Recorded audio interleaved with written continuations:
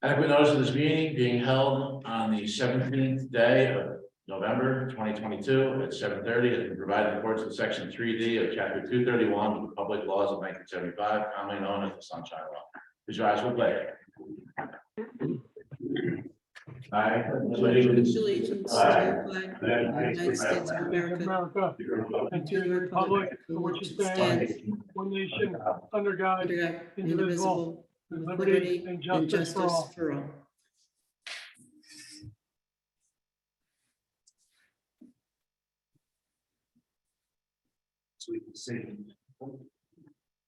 Yeah, he's gonna close them all pop-up screen. every now is being recorded. There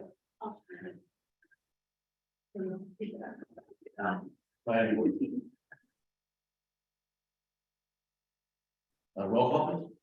Muir, Here. Nelson, Here, Keith, Yes. Lindsay, Here. Randolph, Here. Ogrodnik, Here. Mr. Decker is excused, and Mooney. Here. Thank you. Thank you. Motion open for public comment. Motion for public comment. Second. All in favor? Aye. aye. Comment? For the, some of the ordinances, the public hearing, would you rather review my comments during the public hearing? That's okay. Peter Berger, 134 Blackbrook Road. I didn't see the bills list. Tonight. My fault, I didn't see the top, I'm sorry.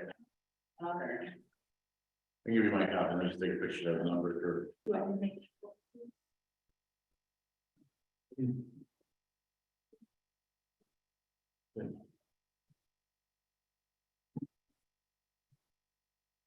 Thank you. You have a motion to close public comment? In favor?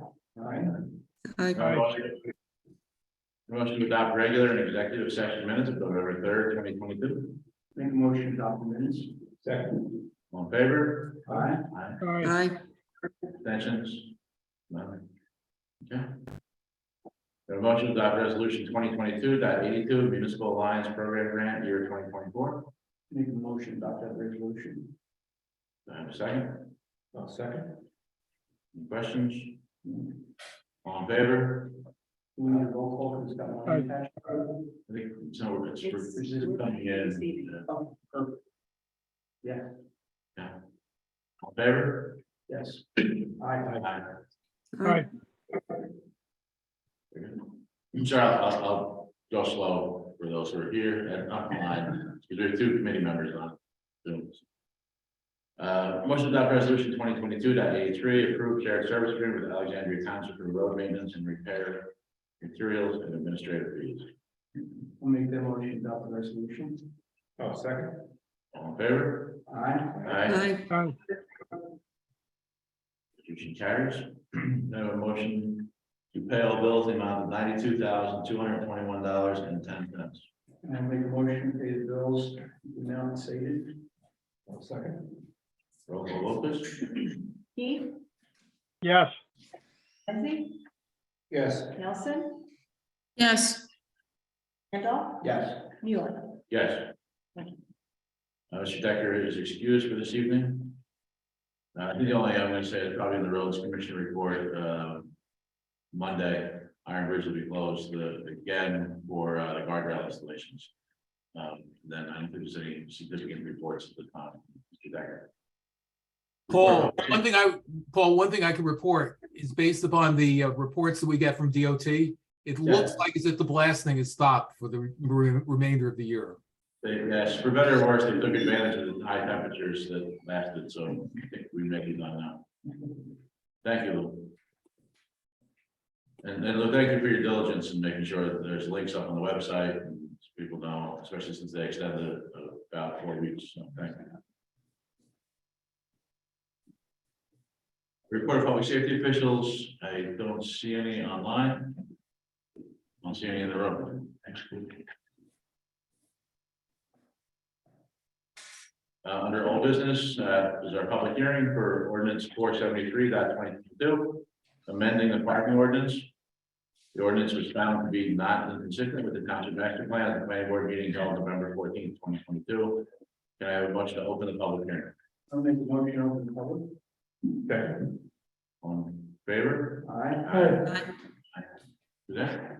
I've been one of the first waiting for Charles.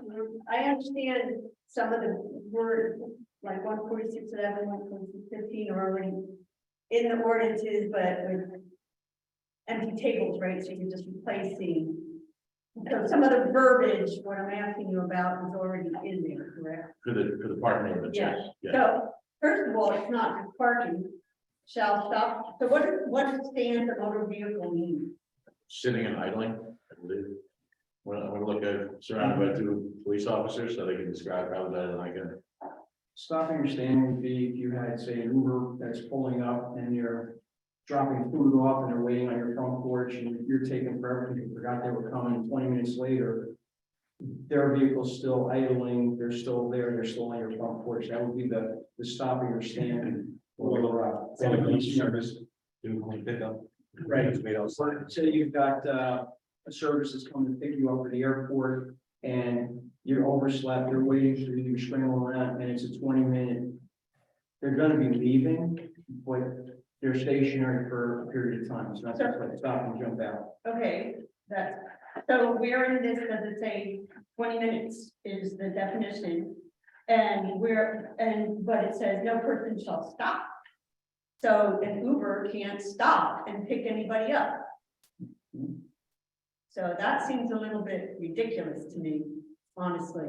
So are you gonna say that if an Uber comes or somebody comes to drop groceries off because the senior citizen can't get to the grocery themselves or whatever, and they stop their car on, because they don't want to pull into the driveway, and the state police happens to be driving by, that state police could give this person a fine or a ticket? That Uber driver? Only the trooper has the discretion if they want to. It's only between midnight and 6 a.m. I understand. So Right, so what are they?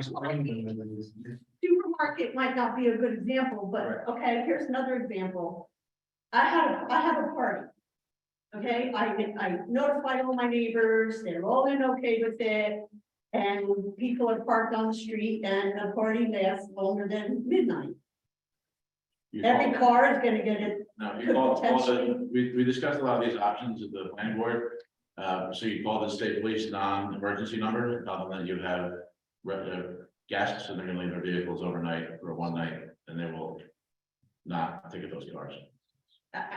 I just think you're overreaching, my personal. So there's numerous municipalities around the state that have similar ordinances, basically for overnight parking purposes. Whereas if you do say, like you said, having a party, whatever else, they would normally call that local police department. We don't have a local police department, state police. And the police department has a parking list that, hey, they're calling, I have a party, I want 3 cars in front of my house. Okay, boom, boom, and they let the police officers know.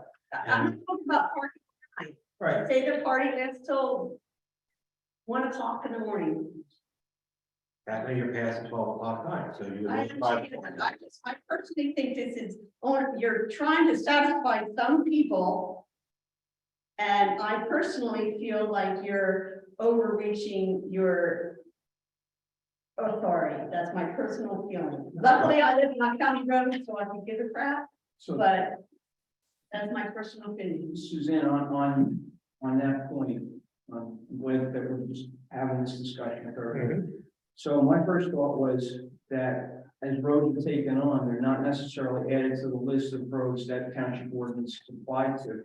And to make sure that all the roads, including in this case of development, but any other development, any other roads in town, they're added to that schedule of roads that an officer could take any action without any question as to whether the road was public or private. So that helps an officer, whether it's Title 39 or it's the ordinance. When I looked up the existing ordinances that we had, and they're easy to find, it's 146-11 is the stop or standing. It simply says, no vehicle shall stop or stand a vehicle between the hours specified on any day upon any of the streets or parts of streets described. And it's a reserve, so this was literally a placeholder ordinance, right? You know, Right. why I pressed what I did, because I did look up Right. what's And the- existing. And the thing, I wouldn't have looked at it because I never had it.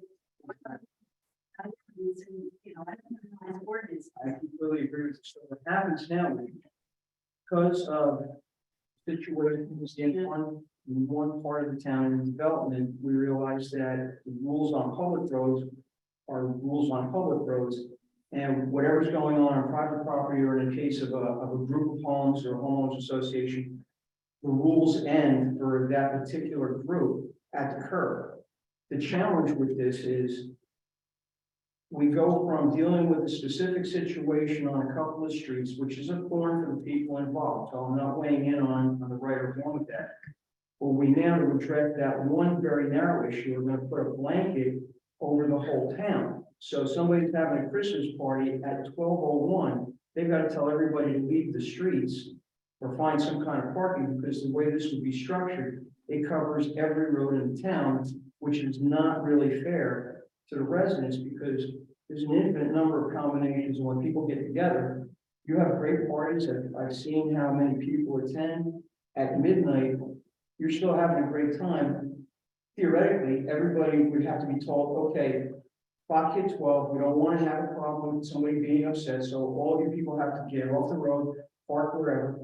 We've got an odd town. It's not the luxury of, you can even park on your front lawn. There's a lot of places where you don't have that ability to do so. So while I understand the thorn, and I'm on a rescue squad, so I'm well aware of the hazards of roads and obstructions and things going on. I've not had a problem yet, knock on wood. Trees are a bigger problem than cars. I understand what you're saying, Suzanne. In this case, it's a I blanket. understand the way it's written in their ordinance now, I wouldn't have liked either, but I've never read it because they never had an opportunity to read it. Now that it's come up, I looked at it and I agree, it's already in there, but as a placeholder, I understand that. I just think it's rather onerous on individual citizens. That's my personal feeling, and I just feel like it's So not in the best I interest necessarily. agree with you, Suzanne. I agree with you, and I stated that at the planning board meeting. And one of the reasons that I'll support it now is Chairman Chalet, which he did actually with the island ordinance last year. He's made a note to review this next year, because I requested a 24 or preferably a 48-hour exemption for overnight parking. So I said we're in a fairly rural community, so I was asking if somebody had ATVs on a trailer, if they had a camper and they want to load it in front of their house, that they had 24 to 48 hours to do that. The majority of the planning board, I think it was myself, maybe only one other person, that's Judy, if you remember, it might have been just me. Everybody else said, we don't want to give any outs at this point, because then somebody could game that system, and we're trying to address the problem. So they're saying somebody could go out for the 48 hours, then put it back in the driveway, and then go for 48 hours. So for the first year, the majority of the planning board asked for this blanket, and Mr. Schley said that he would review it next year, which again, I accepted, because I asked the same thing last year with the animal ordinance. And we reviewed it, we didn't see any need for a change this year, and he didn't need to be prodded to do it, he put it on the agenda himself. So I do believe we'll be looking at this again next year and seeing how it worked. Because again, I did ask for a 48-hour, I reduced the 24 hours, still had no support. And the rest of the planning board wanted the blanket, so that's where it is.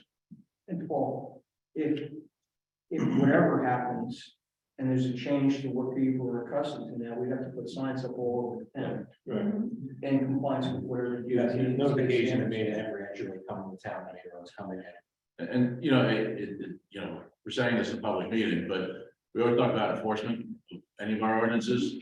So the reality is, you know, the only time that I really think this is going to be enforced is when it becomes an issue that somebody's consistently parking out on the road. You're not going to see, you know, somebody that's parked in front of your house. I would hope that your neighbors aren't going to call state police if somebody's parked 30 minutes. Maybe I'm not saying they wouldn't, but that's not what. And then again, I'm gonna say, I think the state police, we're gonna send this over to their office and we're gonna consult with them too, because I know when they write municipal tickets, they do have some discretion. So I think, they're not gonna come and say, because we talked about the same thing in the planning board, we talked about somebody getting their driveway still coated. Do they park on the lawn, do they park on the street? The assumption is that you're not gonna get a ticket for parking on the street if your driveway's gonna be still coated for a day. Right, but you also realize that we're talking about two different things, we're talking about parking, we're talking about stopping and standing with your car still occupied, from whatever else. I understand myself as well, you have to separate those two. A lot of these ordinances, I see that throughout other towns, they have these overnight parking statutes, they're parking statutes, you can't park a vehicle on the street anytime overnight. Exactly, it's parking that you want to resolve. Thank You know, you. but I think Parking can be 10 minutes, parking can be 2 hours, parking can be whatever else. It's your vehicle unoccupied parked in the street or a trailer, whatever else, parked unoccupied in the street. I think that's the intent of what you were trying to do. Right. That's what I think, maybe it's the separated two, which I believe is in there, how separate is the word. My turn. So all this started just because a couple of people were going at each other in one development. Sure, Bottom line, it's not the first time it's been an issue, but it's been the most. in that intense. town, in that development, correct? And we're gonna appease these couple of people in that development, just like punish the whole town and tell them they can't park on the street and be possible getting a ticket. I mean, I don't think that's unfair at all. Absolutely, I don't support this whatsoever. I mean, nobody ever had a problem all these years. I've been in this town 29 years, never had a problem. All of a sudden, now we're gonna appease just a couple of people. Not cool, man. Definitely not cool. And you get guys parked. I see you're gonna make make an example, or not example, but like, somebody has a party, calls state police, they still have to respond to that.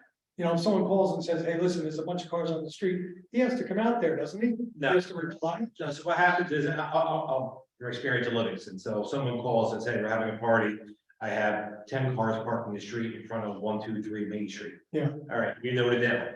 So that way, when our officers come in, they know at 2 o'clock, they have to park, and the officers come in.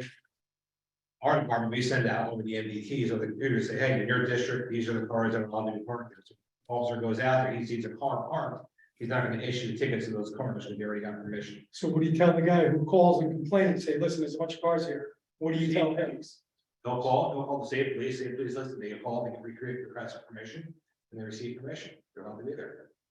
Okay, It's very simple, that's. I don't buy that. I really don't buy it. I think the whole town should be punished when there's never been a problem with a couple of people. Like one, I'm not supporting this, so I just wanted to be known. Good. Any other public comment? What the ordinance was before was unenforceable, right? No. It was an ordinance that you couldn't possibly speak as you described what you could do. Yes, we did it, we are having an issue, we did bring it to the township. I don't personally see the issue with having to call the state police if you're having cars parked in front of you for a party between 12 and 6. I think that's a reasonable request to make. I don't think cars should be parked on the street overnight, days upon days. That's an issue in our neighborhood, and it's creating a safety hazard. I do understand the concerns here, but. But that's parking, state your name. Oh, I'm Gary Lindgren, 22 Yolanda Road. Thank you. But you're assuming your development is parking, specifically boats, as I recall, not an Uber driver pulling up at midnight to pick Unless somebody up. drivers parking for, I don't think they're just sitting out there. Right, but- That's not what it says, no person shall stop or stand, Right. and our defined it as 20 minutes. Yeah, so there, and I agree with Susan on this, is there is no definition exactly how much time, but a lot of this no stopping and standing are more in areas where if a vehicle were to stop and stand, say it was an Uber driver or a delivery truck or a UPS truck, whatever else, the idea of that vehicle being stopped here is going to cause some sort of traffic issue, traffic hazard in a very narrow roadway, a busy roadway during school. That's where those stop and standing. I'm again, I said before, the two concurrent and the stopping standing one. I think that one is more I'll give you an example of what happened to me once in Bedminster, I think it was.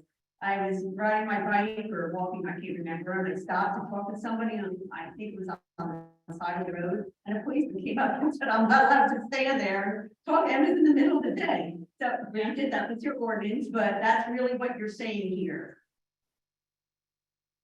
And I think that's way beyond have, you know, an enforceable ordinance to not have vehicles parked overnight for day after day after day. I think you've gone way past that. You should have removed 14611, in my opinion, if it wasn't enforceable. Marie Langren, 2211 Road. The reason it wasn't enforceable was instead of the below listed streets, and there weren't any listed. We did have a safety issue on our road, and there was nothing the police could do to help make the road wide enough to be able to get emergency vehicles down or and you know, I think common sense prevails. I mean, there are landscapers that pull up on Scotts Road and all different roads, and they're there for more than 20 minutes, but they do their work, they get it done, and I'm sure the police aren't being called to have them removed. I don't think we're at risk to have police looking to write random tickets because they need to go right side, or they're gonna control neighborhoods and look for parked cars. I think they have more important things to do. And the certain hours are 12 to 6. Is that the service? Yeah. 12 to 6. I mean,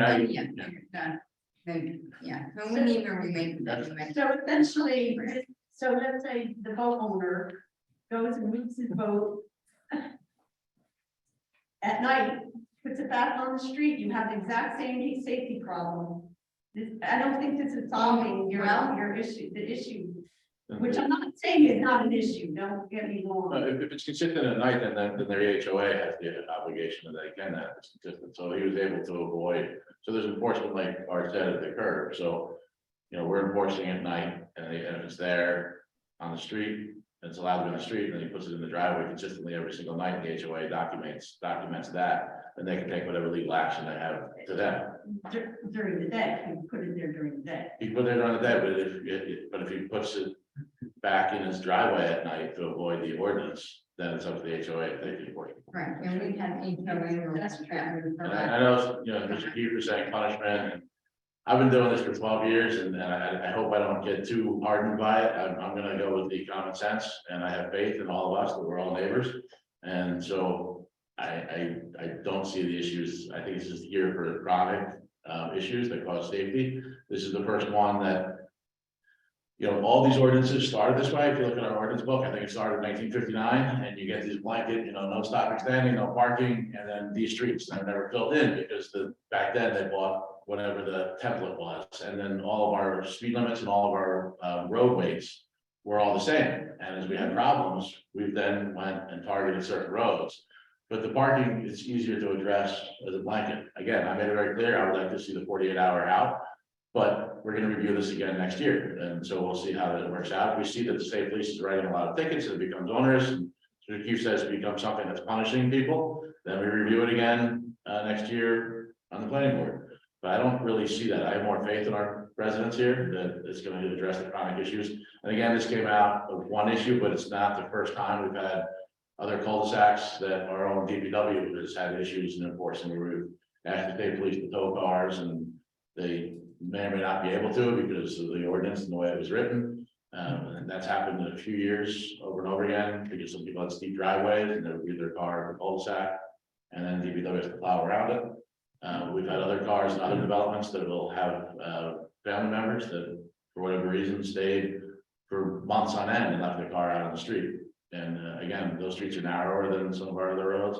So really, I think it's one of those chronic issues, and I have faith in our residents that they will be fair to each other. And also I have faith in our state police to know the difference between an Uber driver stopping or even a livery car versus somebody that's leaving a boat. Again, if we're asking that, then why do we even have to bother with these stopping and standing at worship boards that time you leave that no parking, you don't need to have stopping and standing. And you're talking about, issues with snow. I'm not sure, but most towns have a separate ordinance where no parking any street when it's covered in snow. We do have that, Okay, no parking with any, within the community. where snowstorms, with nobody allowed on the Right, street. so that gives the state police, that gives us the ability to call state police now, right, if they may not want a liability, right, it's an ability to tow those vehicles. If those vehicles are parked on a snow covered road, now you get in there. Well, the person who was using it, they were parking there all the time to get around. And I said, no, they would leave it there consistently for the whole winter, trying to claim that that was their parking. Well, the way this is set up right now, as it deals with the current issue, we've been manipulating the entire town's ability to park as they always have, to squeeze one set of people in a development into a more favorable position to be targeted by different sets of rules within that same property. So we're going to take this parking, which pushes people who are having this dispute in this group. We're going to put the whole town and put the whole town in play parking wise to make it unfavorable to be on the street, which is currently legal, so that the property owners have to move their vehicles onto their private property, which then puts them in harm's way when it comes to the homeowners association. That doesn't necessarily make it, and I'm not saying that it's fair for people to take their vehicles or equipment or whatever they have, times, boxes, moving dumpsters, again, whatever you put on the street is on the street. Moving it off the property and taking advantage of the latitude that the public side of the house has.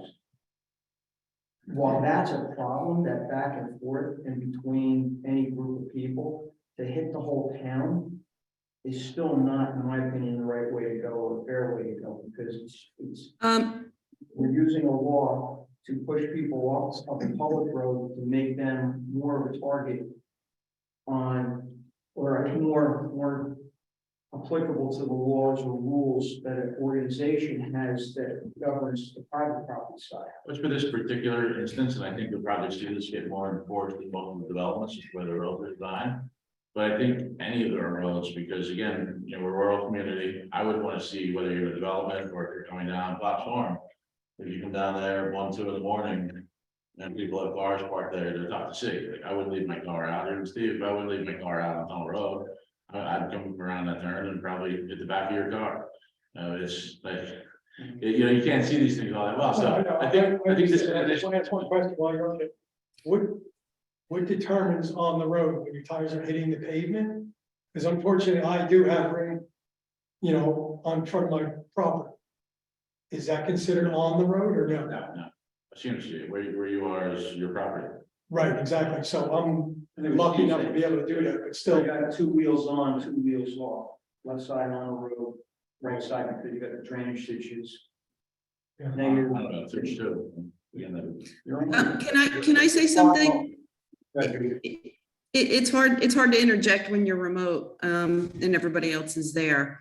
I'm actually currently calling in from a community where the parking restrictions are a heck of a lot more restrictive than what we're talking about here, and a zero tolerance policy that is enacted in the community I am currently calling in from. So my perspective may be a little different as to how we might be splitting hairs over this.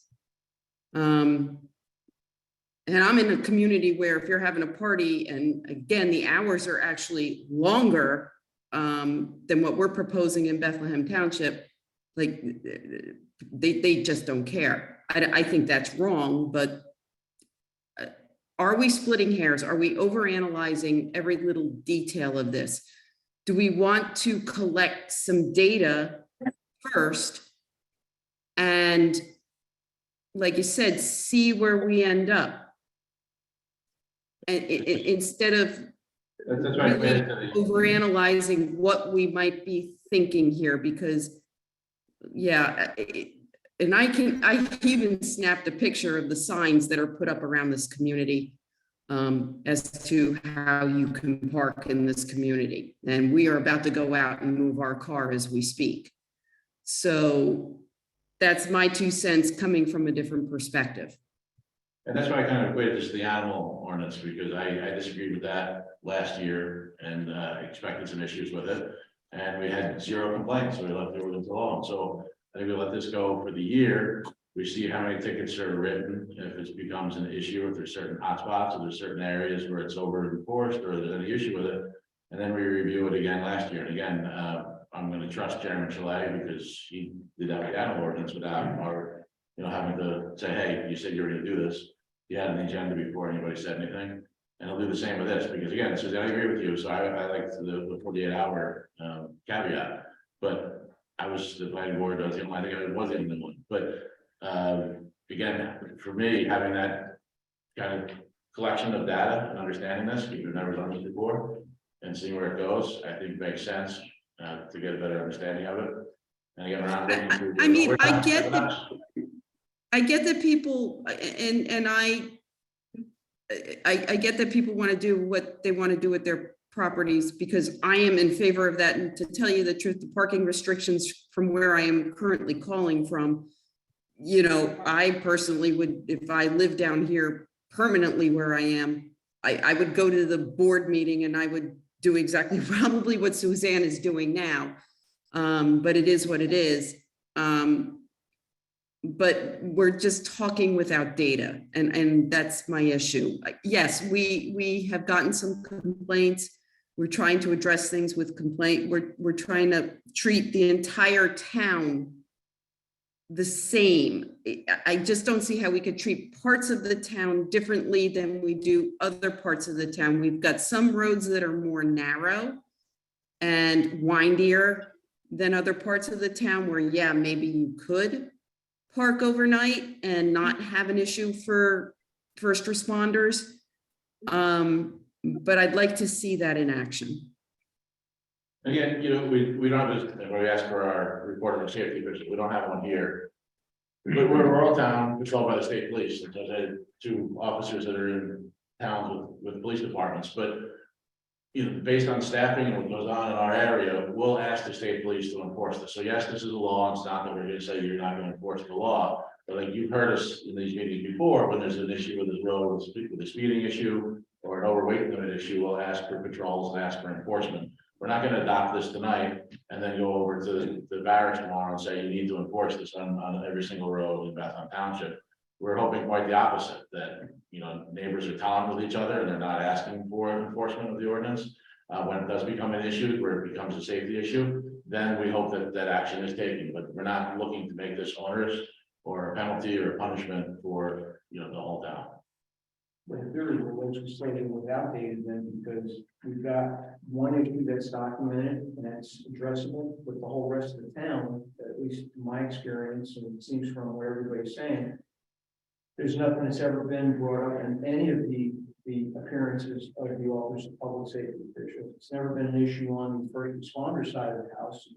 I am out there in all those crazy hundreds and all the different neighborhoods, so I can at least give that first-person perspective.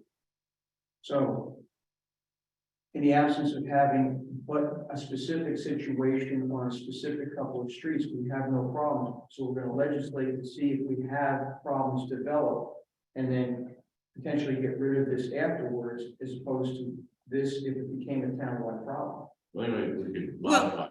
Again, similar to the animal. That's how we play The perspective on, excuse me, again, I have to interrupt because I'm remote. The perspective on that, Art, is, or do you want to wait for something to happen before you do something about it? It's kind of like everybody complaining, they should have put a light at that corner. This accident happened and somebody died. Oh, then they're putting a light on that corner. You could look at it from both perspectives. I get your perspective, but I also get the other perspective is you're waiting for something to happen before you do something about it. Preemptive actions can definitely be a slippery slope that I'd rather not be on. Any other public comment? No motion to close public comment? Make a motion to close public comment. Second. All in favor? Aye. May I have a motion to Aye. adopt?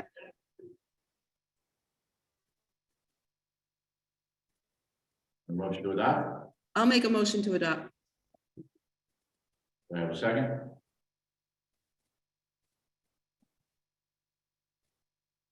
If we send this back for discussion, I'm in favor of part of it, not in favor of the other half of it. You're the one who said the stopping and standing back to them. No, I'm the one that said the parking. No, we left the stopping and standing out originally. No, I was in there. Well, we weren't even modified the stopping and standing. We And can, the parking was the one you should be putting in there, not the stopping and standing. we can, That's where my concern is. so we can defeat it, we can send it back. Yeah. Or can we? Because these are under two chapters pulling us out. Can we, One, so I'm in 115. yeah, can we just, adopt it as modified tonight and eliminate the stopping and standing? Do we want to make an emotion to adopt with an amendment on the stopping and Okay. standing? Let's just make sure that we need to reintroduce, but, I don't think we need to. We can introduce it by not amending section 146-11 and only amending 146-15. Would you like to withdraw your motion? If it wasn't seconded, Judy? I'm having a hard time hearing. Would you like to withdraw your motion? Yeah, then I'll withdraw my motion at the moment if there's more discussion. Can I have a motion then to adopt ordinance 473.2022 with no changes, with no amendment to section 146-11, which is the stopping and standing ordinance. I'll make that motion. Do I have a second? I'll second. Roll call vote, please. Keith, No, Lindsay, As amended, yes. Nelson, Yes.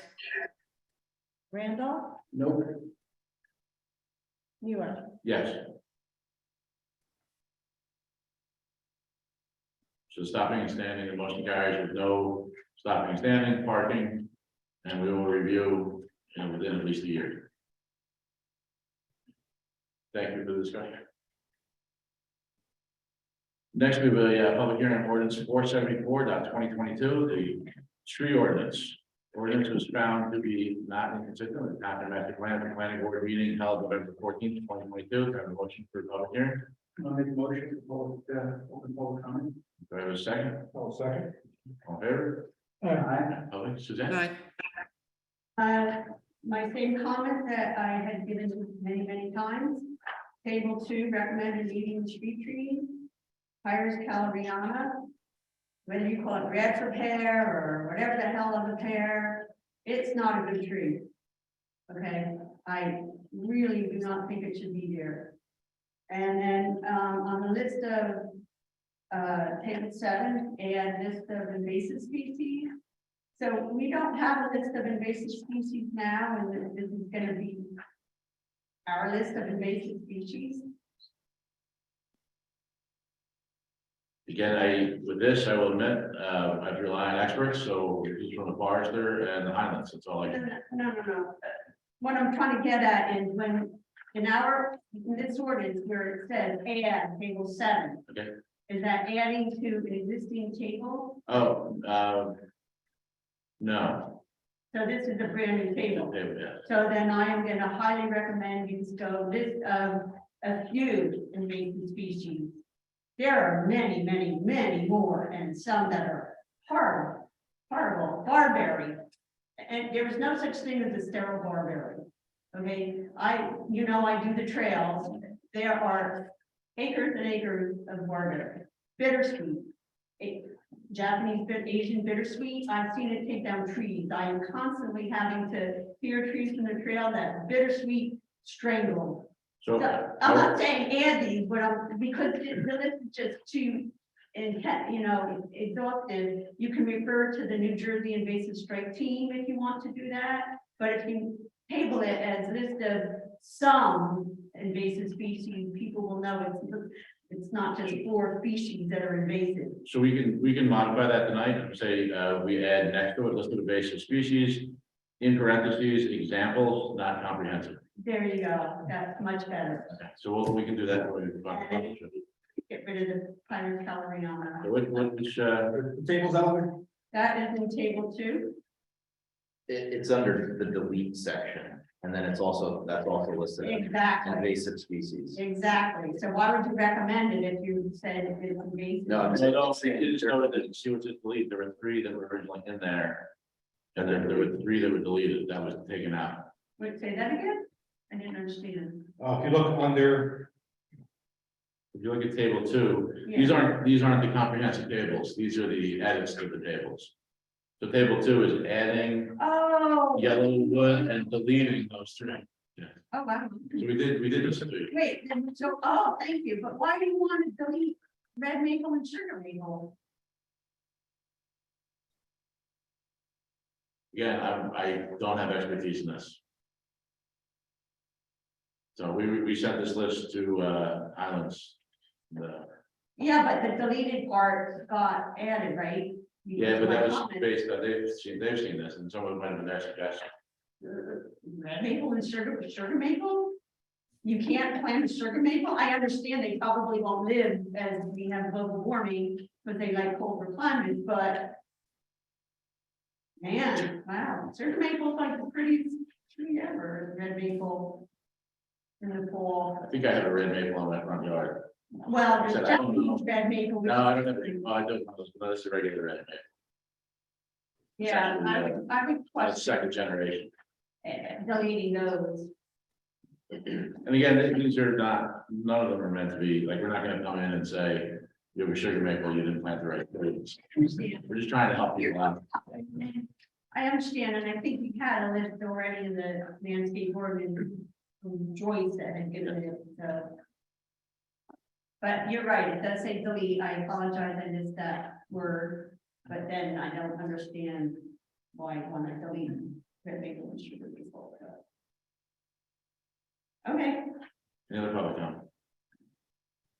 Committee comments? I've got a few, so taking on the data, the background, where we're trying to build a foundation where this would be appropriate, we want to put on municipal books.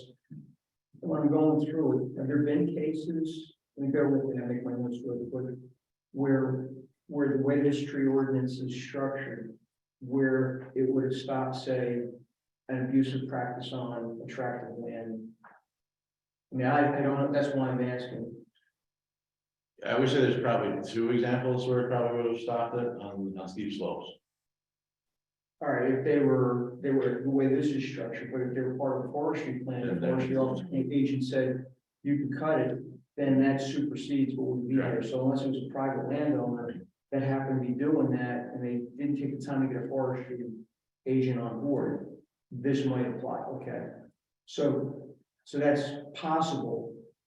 Are there any critical slopes or any areas where this is going to be a good preemptive action that we know? Because it seems the town is pretty much between reserve land, farmland, and the way the overlays in the valley, which is pretty much almost not. I couldn't give you a definitive answer, but I do know that the steep slopes was the big consideration when we were talking about this. Right. But I couldn't tell you what lot and blocks and how many there are. Then the other thing that came to mind is, do we have any landmark trees, species trees, looking at the specifics that they thought they're historical, landmark, or very unique?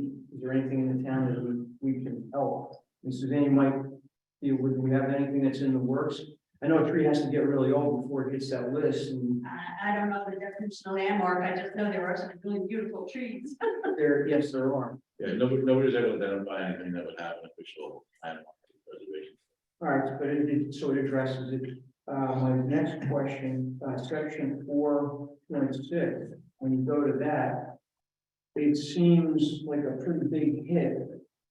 When you're looking at the tree loss mitigation fund, when you break down the way, you've got, if an owner isn't going to be able to put up the number of replacement trees that are required by the rest of the ordinance, or it's not practicable to do that, then they've got to provide $300 to the tree loss mitigation. When you have something like that, is that relative to one tree, or is that applying to the 100 tree rule? Where does that go? Because somebody's taking down 100 trees and they're not going to replace any of them, and they float the bill for $300, and somebody's put a couple of trees down that they had to get a permit for, and they're out for $300, so it doesn't seem to be consistent with some of the other things that we have. I believe that one was geared towards developers, so that's why it's more owners. We don't want developers coming in and taking down all the trees and then not having, so this way they'll consider what they're doing on their development. Rather than saying I can take down the trees and not have any back end cost on them. Well, where would be, as I'm looking at this, and again, I'm just absorbing it. How do we separate those two so they can't be confused as being arbitrary and capricious towards the developer, but it's not punitive to a resident? We can't. It's just that the way it's structured is most likely scenario, if you do like the Venn diagram, that 90% of what would fall under that would probably be a developer. Because you wouldn't see a homeowner there that much. And there were, again, some of the discussions, and Judy, I don't know if you can hear me, but some of the discussions were, not being owners against a homeowner who has the financial ability to do this, with the homeowners putting in a huge addition or a great big pool, they probably have some resources. So that's why we took out septic and some other things, and we're trying to make this as financially benign for the person who wants to take down 10 trees. This is really geared towards somebody who's doing a larger scale building and or development, or maybe trying to create some sort of viewscape and jeopardizing their slope that could be impacting the neighbor. I'm watching for Judy if she wants to weigh in. Well, okay, so this has been discussed again and very well analyzed. I don't know if it's 100% perfect, but I think it's what we need to do is the best that we can come up with. I think the two biggest areas of this ordinance that were completely and thoroughly examined were the fees, all of the fees, and we had gone back and forth on, do we do 1 to 10 trees? Do we exempt 1 to 5 trees? Do we do this? Do we do that? And the wording going back and forth on how, we don't want to punish residents, but we also want to preserve the rural and environmental nature of the town. Number 2 was obviously, as Suzanne pointed out earlier, the various tables of invasives versus natives versus this versus that. And those are probably the 2 most important elements of this. And the hardships. That's the 3rd, which we added 2 or hardships to the list, which was the well and septic to make it as easy as possible on residents. I think it's as great as it's going to be. Again, this is going to be forced on us. I cannot stress this enough. If we don't do something, it will be done for us and nobody's going to like it.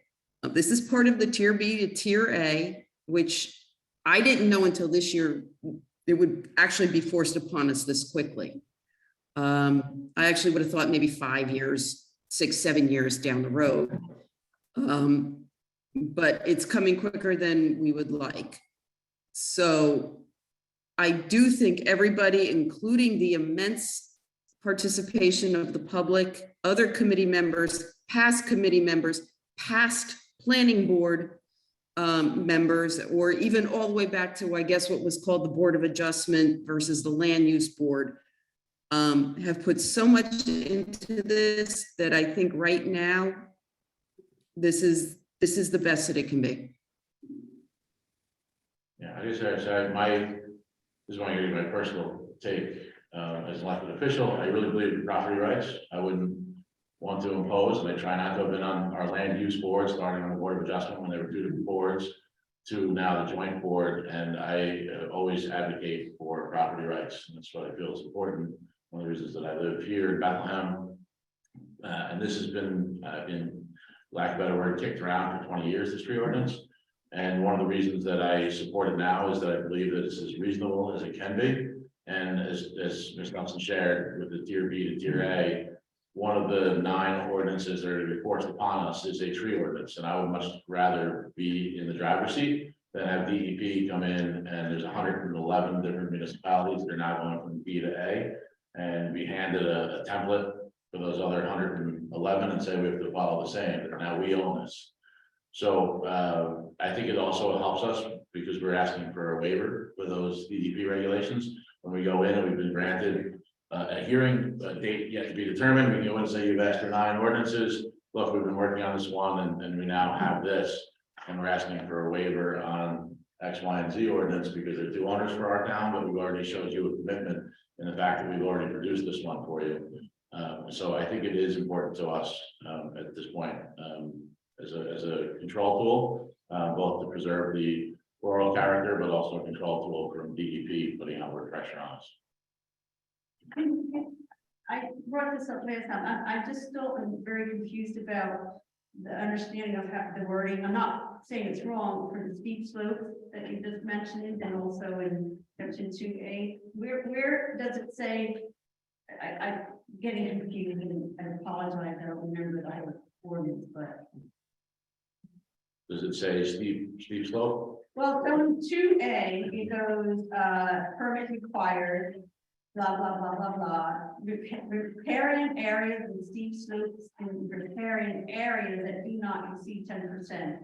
And I asked this the last time and I thought I understood and I don't understand. And what about steep slopes that are not in that riparian area? If they're not. I read it, getting riparian areas, steep slopes, and riparian areas do not exceed 10%. So you need a permit. So a permit is required. If it's in a riparian area or steep slope that does not exceed 10%. Does not exceed, so it's not a steep slope. Not a steep slope. So where is the steep slope part then?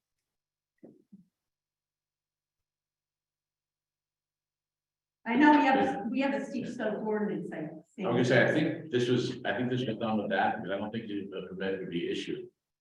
Like you couldn't get a permit Because of the because other. it exceeds the 10%. Yeah, Yeah, I keep getting confused on that. So 11%, they're not cutting trees. And say that again? So at 11%, they're not cutting trees. It is Is that doing how- our steep slope ordinance Yeah. states that. So it really has nothing to do with the riparian area per se. I think they grouped that together. They say attorneys. Yeah, I mean, this is a very common, type of ordinance. It's in literally every Somerset County municipality, and in fact, usually it's a higher cost per tree. But I think the exceptions are really important. So if you're building a residential house, you can clear an acre.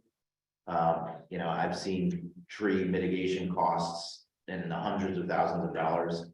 And it's always for a developer that's developing a largely wooded lot and they're removing those trees. I just saw one the other day for $275,000 for tree mitigation costs. So really, that's what the intent is. It's not for a homeowner building a single family home, but those are exempt. Now, of course, theoretically, it could be a very long driveway and you could clear more than an acre and there would be an impact. But really the $300 per tree fee is I would say on the low end of a tree mitigation replacement cost. Yeah, this is, the reality of this is it gives us a tool, but it's impacting a very small number, potentially even not directly impacting, potentially impacting a very small number of people or properties in the municipality. Yeah, I think the issue is for large lots that have forest management plans that they pretty much can do what they want, but no one enforces it, and the plans are usually not very good anyway, but we can't fight them, and that's the really bigger problem.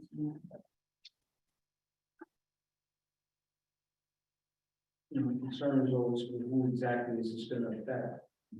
So. Yeah, we had a fairly in-depth discussion with the planning board about the subset that this would impact. I think it's a start, and I think it's really good ordinance to have. I've been pushing for it for almost decades now. And my example, I'll give you an example. Slope, I don't know if it's steep, right? I have neighbors at the bottom. Mhm. If I decide to clear all those trees because I want the view of the quarry and Glen Gardner, I can do that, but their houses are gonna get flooded. The trees stop that, so I'm well aware, yep, on the downhill side of the slope. Yep. exactly. That's one example. Another example is property on Line Road years ago that they just cut the trees. I think he was gonna build and then he realized it's all wetland. There was no management plan. You know, he just opened up a wooded lot for absolutely no reason, and just those trees just stayed there, but that it would have stopped somebody like that. So, and it might not impact a lot of people, but at least it's something, and I think it's a really good thing because we do live in, you know, water does flow downhill. You know, the large trees, you're finding more and more that large trees are carbon sequesters. So I'm hoping one day that I can get money from my large oak trees that they're still standing, that I'm sequestering carbon. Paul, Yes, two quick comments. One is, I think the key here is education. And certainly, you know, I'm willing to help the committee make sure that this is disseminated in as clear a manner as possible to the public through the web and the other, you know, electronic media that we have. And the other thing is, I just want to make sure that as part of that education process, people aren't dissuaded from cutting down their diseased and dead ash trees, which I think are becoming a really serious problem in this town. yes, yes, no, actually, we didn't inform you, or I say we might have taken you for granted, because the planning board, that was part of our discussion Monday night, was, one of the planning board members asked if we disseminate ordinances, and I said, yes, we do, and every fall, our clerk makes sure they're in every fall and spring newsletter, and then the request was, can we put some guidance, on the website and leave it there as a permanent resource, which you've done with other items, so I think that's gonna be our request with this ordinance, is that it has its own resource page and stays up there on the website. Sounds good. So knowing that we're dealing with the state of New Jersey, we have this McGill coming down the hill on us. If we have this, Mike, in your experience, does it do anything, or is that just a hopeful, reasonable perception on us dealing with a state that has an agenda that we're gonna inherit whatever they give us? Or if we have this, let me rephrase it, if we have this and it's preemptive, appropriate, the state sees it, they have the one that they want all tier A's to have, and they're rolling us into the tier A, whether it's Newark, Camden, Piscataway, or Edison, or any of the towns that are already in the tier A now, they're taking us into it. Are we still subject to take whatever they have, or they supersede our local tree ordinance that we have on the books? I can only speak from experience in other. And that's all I would ask. Yeah, and I can tell you that a similar ordinance was enacted in Reddington. And it wasn't exactly the template that the DEP wants, but they said it's reasonable, it reaches the goals of what we're trying to do, so I think it'll protect us. You know, as long as it's not way out of whack, I think that the DEP will bless it. All right, so best guess on this, with the work that's gone into it, it's not onerous to the public. And it might help us when it comes to the more insane stuff that's here at. All right, then I need some support in this. Any other public? Yeah, I got one real quick. The farmers, they're exempt from this. They can do whatever the hell they want as long as they go within guidelines, getting a tree forester, I guess. Yeah, whatever guides them as, on their forestry plan. They don't fall into this. Because I was way for this when it first started happening, thinking I was gonna do something when they started clear cutting the property across the street from it. But obviously this wouldn't have did anything for them because they did have forestry. So the exemption, remove any tree from any farm property. Yeah, so this wouldn't have helped at all. Okay. And I see this also now, basically gives you the first 5 trees for free, you know, without any permit required. That's right. Correct. Then after the tree 6 on, is there any need for? Well, it's actually not the first 10 trees. So it's confusing, that's why the note was in there. We discussed that Monday night also. So your first 10 trees are free, so your first 5 trees, no matter what, you can cut down, no permit. 6 through 10, you need a permit, but there's no fee for them. And then tree 11, you need a permit, but tree 11 is actually, there's one in the ordinance, because that's the first one that you need to pay for. But number 1, Yeah. but number 11, tree. This was a source of confusion, and I brought it up at Monday night's meeting because I was even confused. I went back and forth in my mind as to what the heck that fee structure meant. And I So- think there was an addendum made to that particular section. Yes. That's what Judy, so it says here. I'm sorry, I'm saying it, what appears to be here, no permit required for removal of 5 trees. These fees relate to the number of trees removed in excess of the 5 trees. So it's not. correct. The tree number 6 was where the fees would start coming in. We discussed. Right. Monday night, But it's considered like tree number 1 of the fees. That's where it kind of got Right, confusing. I understand that, but the mayor's saying that there's. a Yeah, I think discussion. that is a mistake, because it says in excess of 5. I believe, Judy, on Monday night, we discussed that the first fee tree is tree 11. So the note on there should be, these fees relate to the number of trees removed in excess. I would change it in excess of the first 10 trees. Where did it say that you're, I Under, know you're saying that they said it in planning board, but if it's written here. why- we're gonna change it here, because it's misprint. No, I understand you want to change the highlighted thing on this, but where are you referring to that? Trees 6 through 10 need a permit but no fee. Yeah, there's a $10 fee. On 6. And Is the first 5, you don't need a permit at all for, so that's, I think that's where the discussion about the pen is. The first 5, you don't need to do anything, nobody cares, if you're home, you cut down 5 trees. The next 5, you need a permit for, but we're not charging you for those. I'm saying, where is that stated? Section E says, fees. It's 1 to 10 trees, $10 per tree. Isn't that right? Yeah, so the permit required, number 1, removal that results in the loss of more than 5 trees per existing individual lot within any 1 calendar year. So you get to tree 6, you need a permit. But then the zoning officer is gonna flip over to the application fee, and he's gonna say, well, you've already removed your 5, and now you're removing, say, 3, so you're removing 8 total. You don't need any fee, I'm just gonna give you your permit. If you're removing 6 more, then he's gonna say, well, you owe us $10 for the 1 tree over 10. But where does it say that? It's, you have to calculate it. It says, you take the permit, and then you flip to the fee page. I got that. Yeah. It doesn't say it, it's just the way, I don't know how to explain it, because that's the way it's written out, it's a fee schedule. The way I'm reading it, anything after 5 trees is 1 through 10. So if you have 15 trees, you're getting the first 5 free, the next 10, you're paying $10 a tree. If you do 16 trees, you're paying $10 a tree plus 1. Your 5 are free, your next 5 are, your first 5 are nothing, nobody cares. Right. The next 5, you need a permit for, but there's no fee. And then the 11th tree. I think that needs to be Yeah. explained much clearer in here Well, for. that's what so if you just change that footnote, to permitted not required for removal for up to 5 trees. These fees relate to the number of trees removed in excess of the first 10 trees. And we can eliminate that do not require a permit. So it'll read, a permit is not required for removal of up to 5 trees.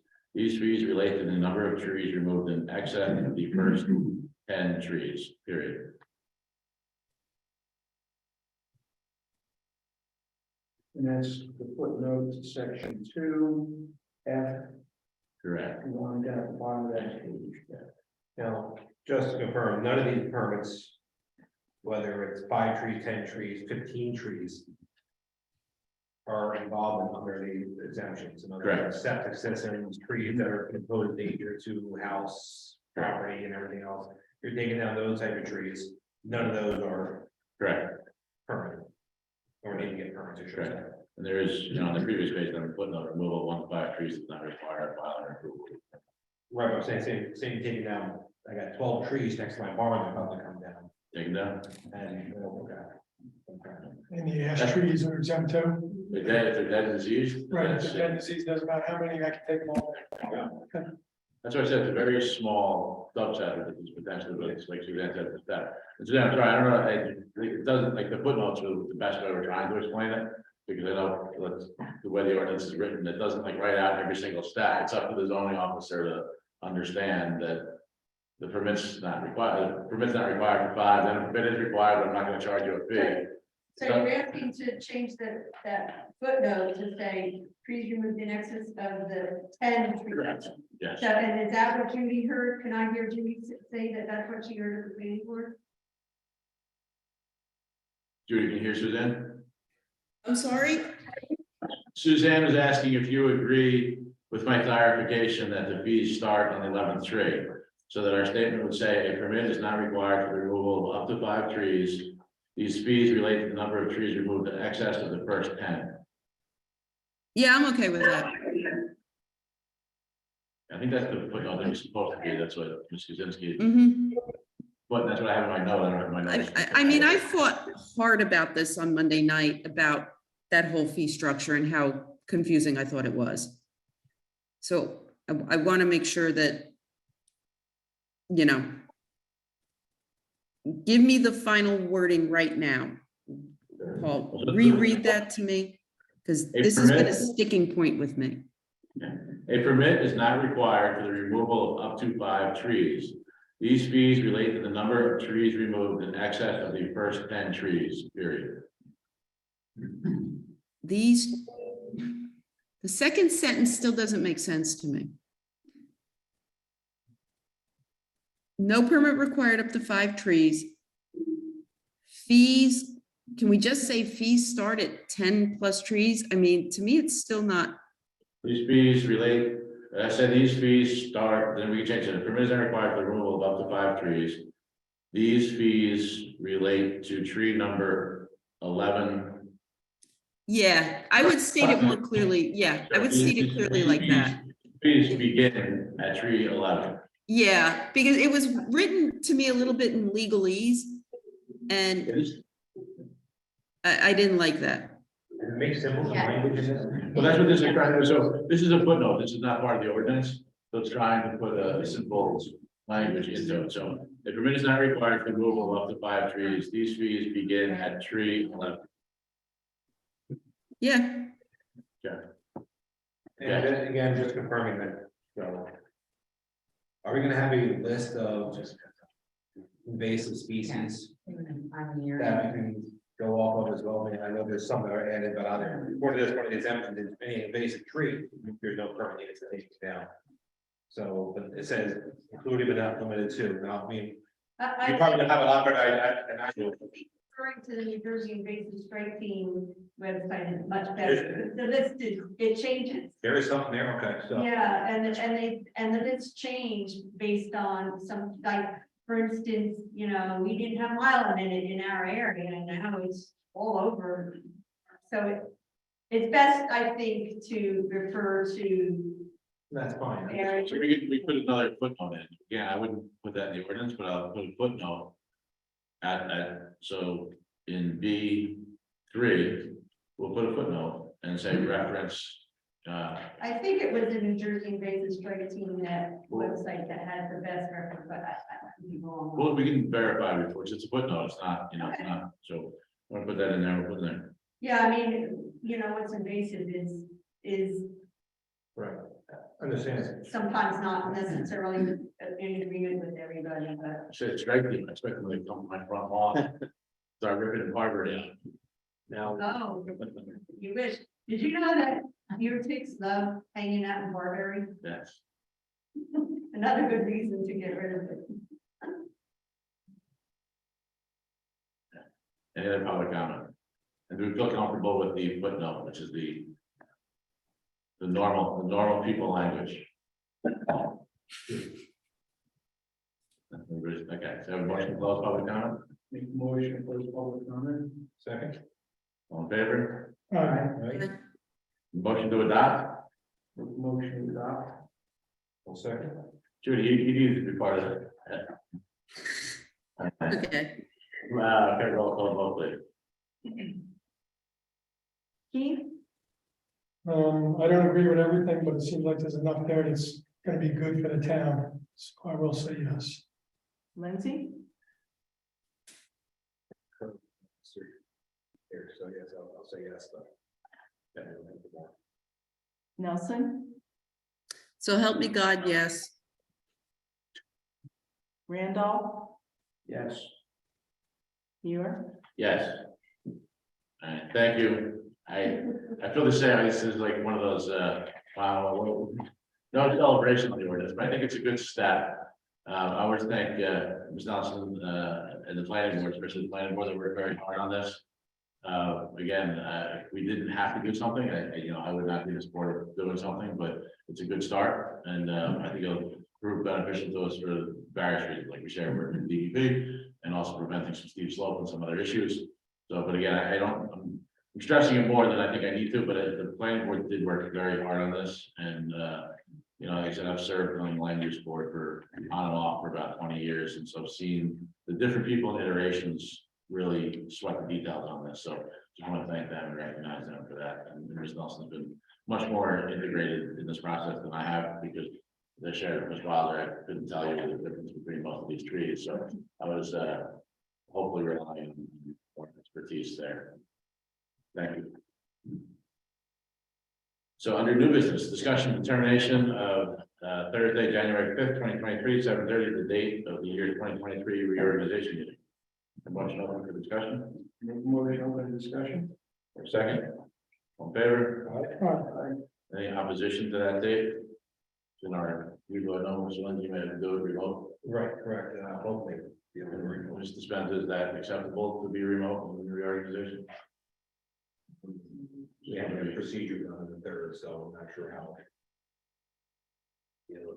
So. Okay. I was gonna, suggest. Good. 12:30 a.m. on New Year's Eve. Yeah. So a motion to close the discussion. Make a motion to close discussion. Second. All in favor? Aye. Motion to approve. Motion approved. Second. Roll call. We need a roll call? I don't think we need a roll call. All in favor of Thursday, January 5th, 2023 at 7:30 p.m. as the year 2023 reorganization meeting. Aye.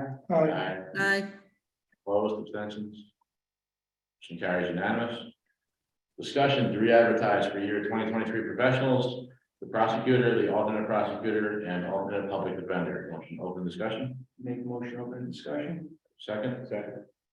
All in favor? Aye. aye, So it's a pretty simple discussion. Those three positions did not receive applications when we went out for requests for proposals. So we would re-advertise and hopefully we get some professionals to respond to these. If there's any further question. Have a motion to close. Make a motion close. Second. All in favor? Aye. Have a motion to approve re-advertising for the 2020 professional prosecutor, alternate prosecutor, and alternate public defender. Make that motion. Second. All in favor? Aye. Discussion nominations for volunteer of the year 2022. Motion to open that discussion. Open the discussion. Second. All in favor? Aye. aye, We, in the past, if you look out in our hallway, we have our volunteer of the year. We, in the past, we tried to, I don't know why, to be honest with you, we tried to find 3 people. Every year, we didn't have any specific categories. Due to the pandemic, we hadn't really followed through in 2020 and 2021. And I'd like to reinstitute this, for 2022, along with, our December 15th meeting. We would convene about 45 minutes early and have a little bit of a holiday celebration along with the recognition of these volunteers. I know Mr. Spence sent an email out to all of our committee members. Does anybody have nominations? I was thinking, maybe Melissa. Okay. I mean, she's been running she volunteering for Christmas. Playing the ceremony last year, and she's running full head steam again this year.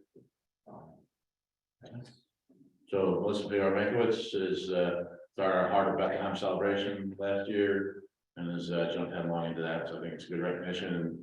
And one of the reasons I like it is she and her, I'm gonna say cohort that helped plan that are all relatively new residents, being here less than probably 7 years. And it was nice to see new residents involved and coming out and helping. So I support that. Anybody else have nominations? Do we need 3? We don't, although I have 2 in mind if you don't have. So, my first one is like to nominate Art Randolph. I think Art has served 3 years on the Township Committee, continue to serve the rescue squad. And I know you're probably gonna be humble about it, but I think you should, be recognized. I'll thank you for the recognition and gladly defer to the other people that are new to the town and both stepping into the arena. We give 3, so you're still on the list.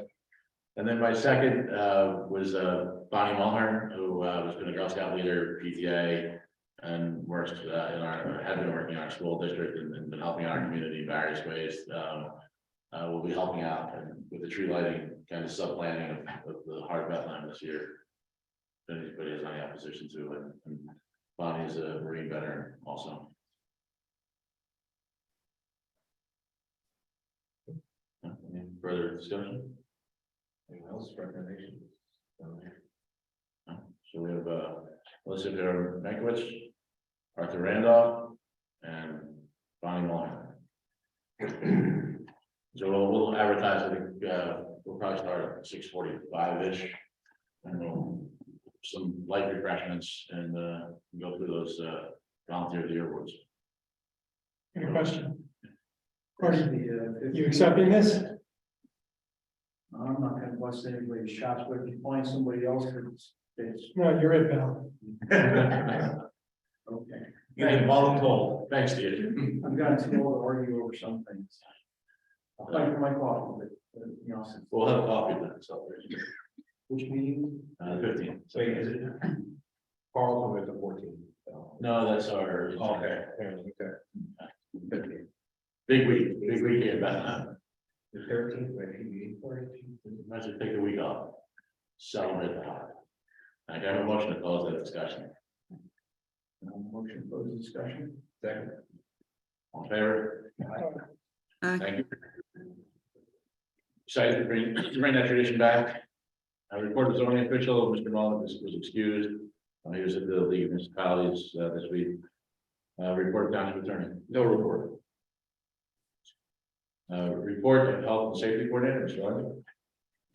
Lundey. We did have a meeting scheduled, to do a little bit of inspection around town.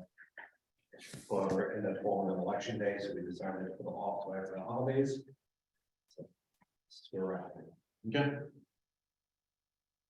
Just to be part of my mayor's report, I'll share, I went down to the league, just came back this afternoon, and I went to the insurance seminar. I feel like I sit through it every year. There's good information. We also get a discount if an elected official shows up. So I feel like I'm serving a purpose and getting that small discount. But I took some screenshots of the slides about the safety committee because they talked about it. But I will say 90% we're doing things that they specify. So we're in a good position. Thank you for doing that. Good.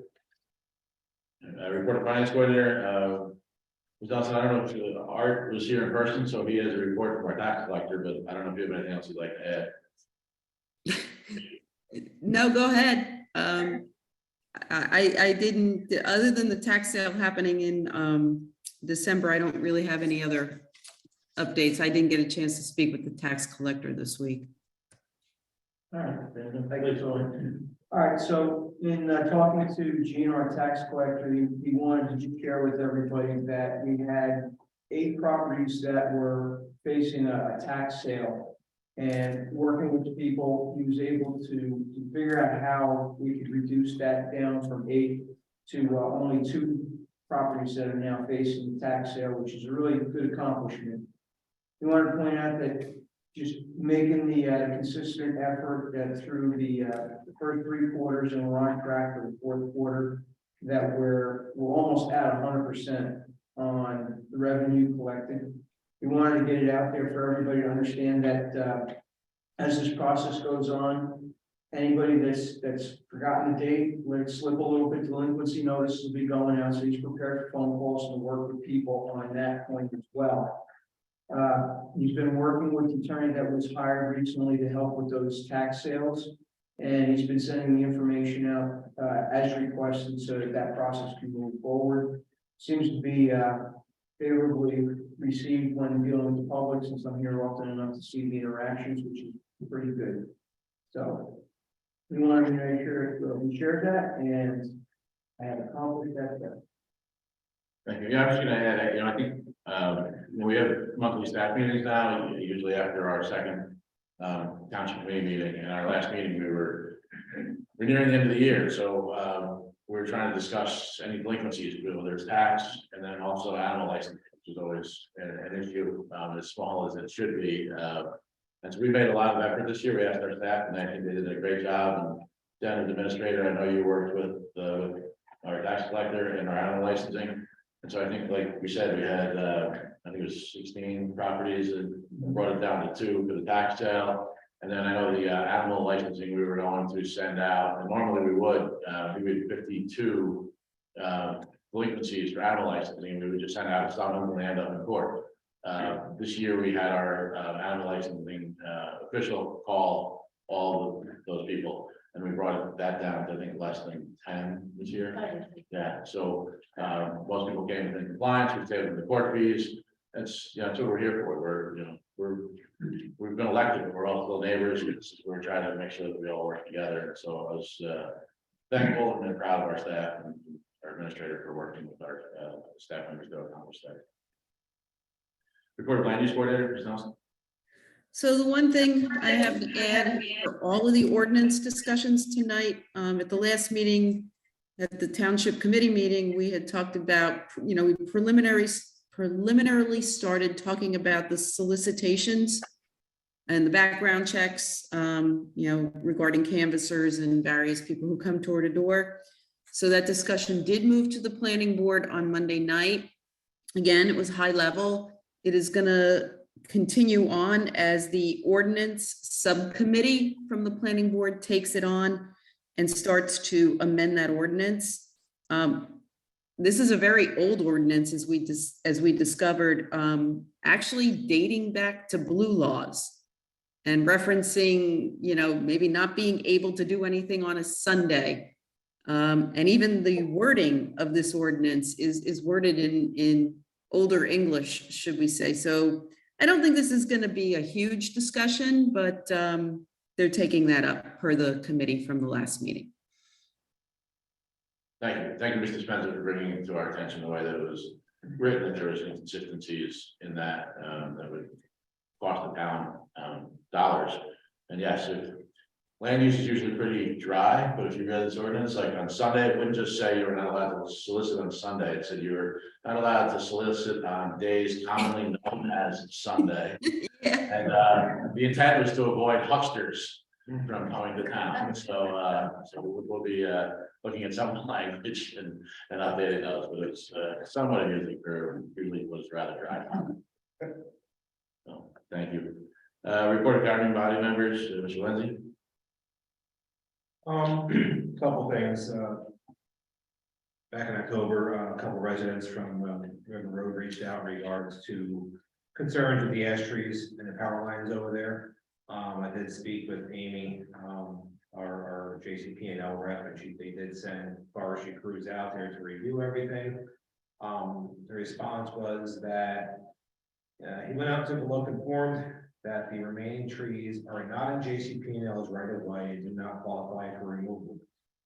Went on to say that there might be one tree that's around 15 feet from a conductor, but it still has a 10-foot clearance for a private contractor to remove, meaning that it's out of the distance. Went on, she told me that private contractors can remove these trees. I did speak with the residents and they were fine with that. They were just, again, we're concerned. One of the issues, especially where it crosses the crossover opposite of the house on the riverside, that's still those homeowners' properties as well, so they're responsible for paying those streets. Another issue, there was an outage yesterday that affected, from a downed tree, came across the road in Strauss, took out a bunch of lines. I'm not sure if you thought of any of that yesterday. That caused a secondary outage over in Hawkridge. Some of the residents reached out, then JCP&L reporting power's back, and they're all like, no, it's not for them. Ended up being that re-energizing those lines caused an issue with one of the lines and went underground feeding the Hawkridge road area. They just finally finished that as of around 7:30 this morning, and all that is repaired. JCP&L didn't even know that they were out of power. Everyone was calling me saying, hey, JCP&L is calling saying the power is back, but we have no power. What's going on? So I reached out to Amy. She did some look and they sent the trouble crew out there. They were out there about 3 or 4 in the morning trying to get it. So that's all been handled. And I say Amy, JCP&L Overman's been very responsive and doing a great job. And my only other thing was, Lou, great job getting the pictures and website and residents. Thank you. I think a lot of them kind of enjoy it out there. If you heard me or not. You read. There we go. Yeah, thank you for following up with JSP now. Mr. Randall? No, I'm good. Mr. Chief? Yeah, I was, got a call probably about 3 weeks ago from a resident saying that she was having trouble with her well. She's one of the 3 houses that back 78 right up against the blasting. So I did a bunch of research with the other people around the area, and they had no problems. So finally came down, she had well people come out, and they say more than likely it was caused by the blasting, because her house backs right up against the highway. But there's no way of proving it, so she has to basically eat what they have done. Like I said, there's no proof that it was, but 2 well companies gave their professional opinion saying, yeah, it was probably because of the blasting. So the reason I'm bringing it up is I need a contact number and let her, the resident, call somebody of importance that's doing the blasting and speak to somebody and see if she can get any kind of reimbursement. But there is no proof, but recommendation from the 2 well drilling companies that her well took a shit. Okay. And basically, so that's that. Talking, they have a municipal affairs rep, so we'll call her. What's that? There's a municipal affairs representative for DOT. Okay. She's the one that's working with me on the site. So she will. Chris can give me that number. Yeah. Like I said, 2 people that are up there, I contacted them, then the VFW, and then somebody else that are down there. One guy actually, I don't know if you're aware of this, but he actually has sensors and he has an insurance policy from the blasters on his well, his septic, and his built-in pool. So he was smart, I guess, and made them get that insurance policy just for that. But he is the closest to the blasting site. Other people are not that far off, so maybe they can do something for her. I don't know. The other thing is Carl wanted me to bring up, I guess everybody has noticed, but we actually got our truck delivered today or yesterday, a brand new pickup truck. It's sitting outside if anybody would like to look at it. He wanted me to bring up the fact that he would like to bring it home as a an employee perk or supervisor vehicle. And I had to have a talk with Carl because it's bothering me and it's been bothering me all day and night. I'm not in favor of that. I don't think it's right that we bought a brand new truck. And it almost seems like our intention was to buy it and then give it to him as a personal vehicle per se. It's gonna be a liability to the town. It's gonna be more money for gas. And I just don't think it's right. It doesn't sit right with me. It's sorry to say. I'd like to give Carl and their DPW tools they need. So that's why I was wholeheartedly agreed that they would need a vehicle to go get parts, go get this, go get that. They didn't have to jump in the big dump truck, wasted diesel fuel. So I agreed to the truck. But it seems like the day after they get it, he requests to bring it home. And that doesn't sit good with me. I just don't agree that that truck was intended to be a personal vehicle for the supervisor. And I just don't think it's right. And it doesn't sit right with me. And I don't think it would sit right with the township residents, knowing that they spent their money on a vehicle for the supervisor. And if it's a fact of bringing him in because, you know, if a tree falls down, he gets called in by the state police to take care of that tree. He can designate that to one of the other DPW members that live very close. Carl doesn't have to drive all the way from Pennsylvania. He can designate that duty and sit home. He doesn't get paid to come out. He's on salary. So he is not something like that. We would save the overtime money, but we gotta learn to designate that work to somebody who's closer. So I'm not, doesn't sit pretty with me at all. So I disagree with giving a brand new vehicle, not it has to be brand new, but a vehicle for the supervisor. So I'd like to open that up to discussion. And we'll chime in on it and maybe make a decision. Yeah, so Carl mentioned it to me too. I will say, so then it stemmed from, I think it's almost, seems like it's consistent. I'm looking at Carl because I'm the one who gives him a call almost consistently. We had like 3 or 4 weeks in a row on a Friday night, residents call for trees down blocking roads. And I appreciate that, Carl, because again, we paying overtime. So Carl comes out on his own time to go investigate these. I've made the offer from close by. Just about every time we got a call, I haven't been in town or been able to respond any quicker than Carl, so I called him. And he's driven out and it doesn't cost us additional because he's salaried. We did just update our fuel reimbursement, and that was part of the response, because I don't think it's fair for him, even though he's salaried and part of the job, to respond on a Friday night and then have to pay for fuel to come out and do that. So that was part of the first concession. So, you know, I'm on the fence on this because he does take the responsibility himself. But that's where this came from. It's been pretty consistent. I don't think it's going to change that much. I mean, I'm going to talk a little bit about the mayor's report, some of the ash tree issues that are falling on roads, but so he's spoken to myself and Mr. Keefe as roads commissioner about this. So it's the first time the other committee members are probably here. I actually lost sleep because I had to tell Carl no, I don't like telling. Because I'm the one who's wholeheartedly for getting this truck. I supported it no matter what, but I feel like if we give this truck to him, I was duped into saying yes, because next day we're giving it for a personal vehicle. Me and Carl went back and forth all day today, and we got new nicknames for each other that I'm not allowed to say. Because I think he hates my guts now, and you know, but he said he was okay, whatever the decision was. I don't think it's gonna sit pretty with the residents or me. So that's my opinion. Yeah, I thought about this and I'm not in favor of that either. No, I'm not. Mr. Nelson? I mean, I'm on the fence too. I get that Carl goes above and beyond. His job duties is pretty much on call 24/7 and has dedicated, I can't even tell, I don't even know how many years to this township. If it was a private company, if we were a private entity versus a public entity, I think I might feel differently. So yeah, it's tough that this is a public arena and not a private corporation that can, you know, pick and choose what they can do for their staff members.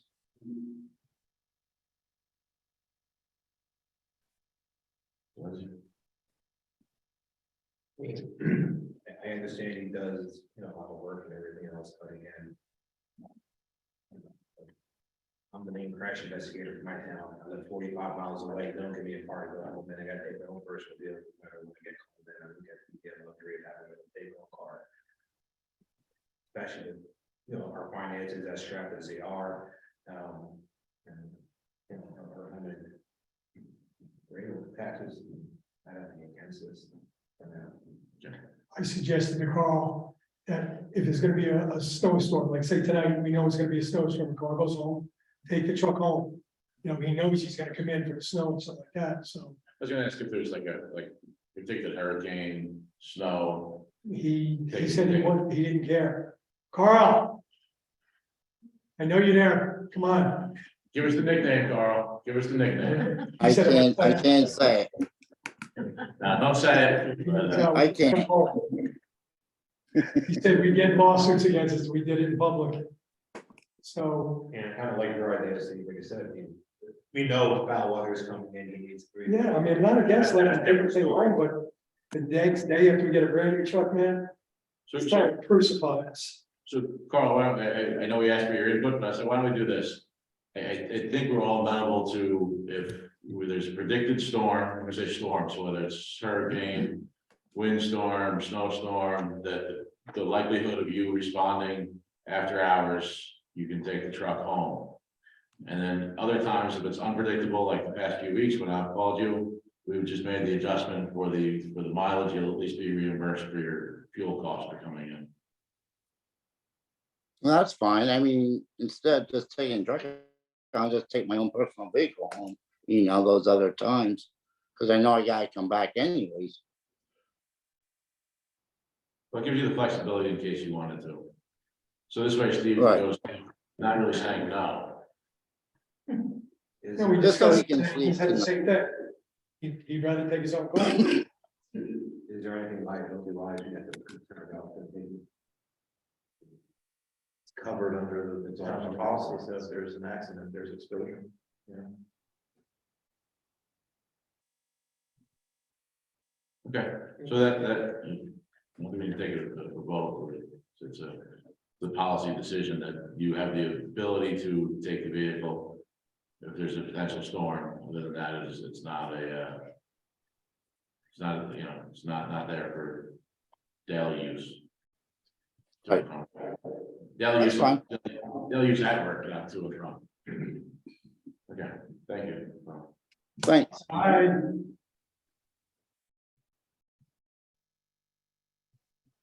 Thank you, Steve. Anything else for your report? Executive session, I want one again, please. Okay. Same thing. Okay. Ms. Nelson? Yeah, a couple of things. I wanted to thank everybody that came out, that volunteered for the rabies clinic. Also the veterinarian and his assistant that came out to help, all the residents that came and took advantage of the offering, as well as Mr. Lindsay, helping out, actually pretty much organizing it this year. So that was great. And I'm actually going to say it right this time. The 579 Trail has updated its website with some events going on for Thanksgiving through Christmas. So again, great job on their part for Hunterdon County and things to do in our own backyard. Paul Lindsay stole my thunder. I was going to thank the residents who provide photos and Lou for putting some really cool stuff up on the website, mostly wildlife shots, which I think are great. And actually for Lou's own wildlife shots, I think he puts up some really cool stuff. And last but not least, I'd like to thank Christine and Lou for keeping the residents updated on the blasting, daily, sometimes multiple daily updates going around in terms of what was happening. Now we do know it's all coming to an end in November, which is almost over. We'll all be getting a nice reprieve from that, but it will start up again. And I am sure that those updates will go out as judiciously, no pun on your name, Lou. Everything I do is judicious. As possible. Thank you. And that's it. Thank you. Report of Township Administrator. I have, so for the copy machine, I did get, quotes. We were gonna discuss it at the next meeting when Judy could be here. And then you also came in and said that you did get an additional state. Yes. Take quote, it. So we'll be able to, I did get the contract, so we'll look at that and see if another one we can add to the list. Our best practices was submitted to the state. We did receive our full aid, or we will receive our full aid for 23. The evaluations on the staff will start December 1st. And budget request for 2023 will be going out to all the departments tomorrow. Thank you.